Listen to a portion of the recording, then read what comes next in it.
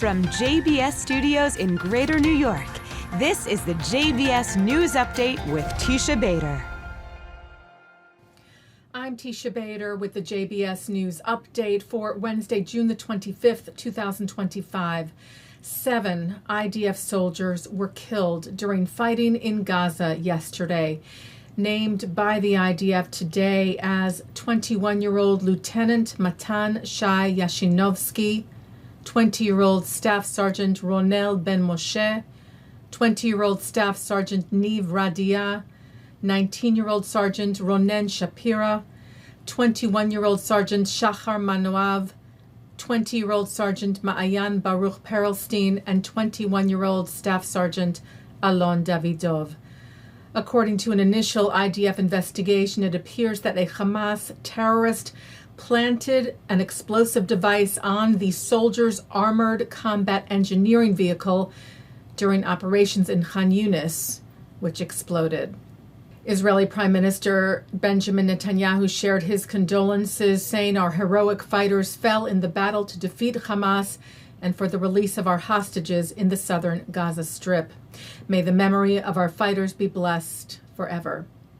IDF Chief of Staff Lieutenant General Eyal Zamir, in a video statement today, mourned the difficult losses in Gaza and said that the fight to dismantle Hamas and return the 50 hostages still held by the terror group, now for 628 days, continues.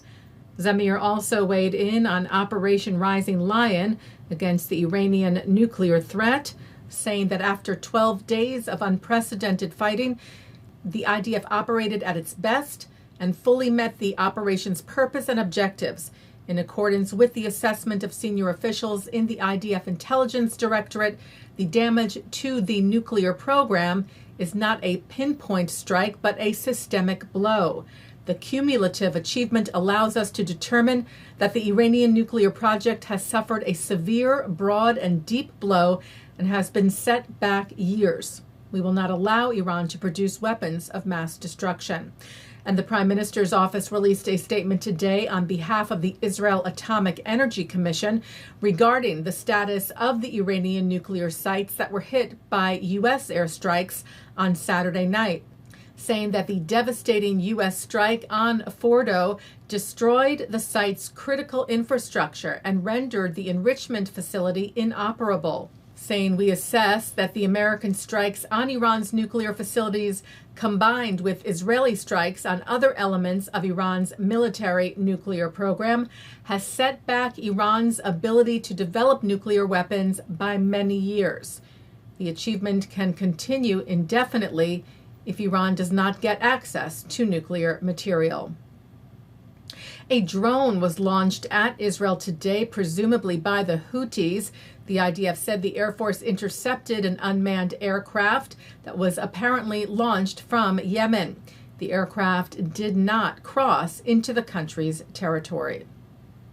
And the IDF said today that in Lebanon, it eliminated the head of the currency exchange who operated with terror group Hezbollah to transfer funds for Hezbollah terrorist activities. Funds, it said, originating from the Iranian Quds Force, diverted for terrorist purposes and to finance the continuation of Hezbollah's terrorist activities. Turning now to here in New York, where New York State Assembly member Zohran Mamdani, who has faced significant criticism over his stance on Israel, is presumed to be the winner of the New York City Democratic mayoral primary, defeating former New York Governor Andrew Cuomo. Last night, the Associated Press tallied Mamdani's vote at 43.5%, Cuomo's at 36.4%. The results are not final yet, with counting still taking place and set to likely continue until next week. Well, hundreds of Jewish leaders from across the country were joined by members of Congress today in Washington, D.C. for a Jewish American Emergency Leadership Mission convened by the Jewish Federations of North America and the Conference of Presidents of Major American Jewish Organizations, asking Congress and the Trump administration to take bold, decisive action to protect Jewish Americans from anti-Semitic violence in the U.S.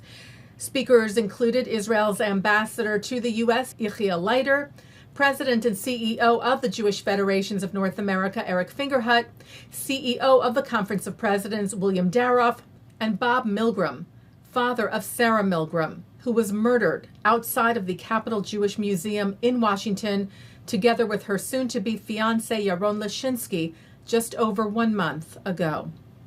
Taking a look now at our programming for tonight on JBS for Wednesday, June the 25th. At 7 o'clock, David Harris speaks with peace activist, human rights advocate, and Middle East scholar Dalia Ziada. At 7:30, FIDF's Lara Krinsky speaks to Colonel Richard Kemp about Israel and Iran. At 8, Justin Pye speaks with Rabbi Dr. Kenneth Brander, president and Rosh HaYeshiva of the Ohr Torah Stone network. At 9, Tyler Gregory is on L'chaim. At 10, the ILTV's Insider. At 10:30, an encore of the news, and coming up next, it's Thinking Out Loud. And that's the JBS News Update for Wednesday, June the 25th, 2025.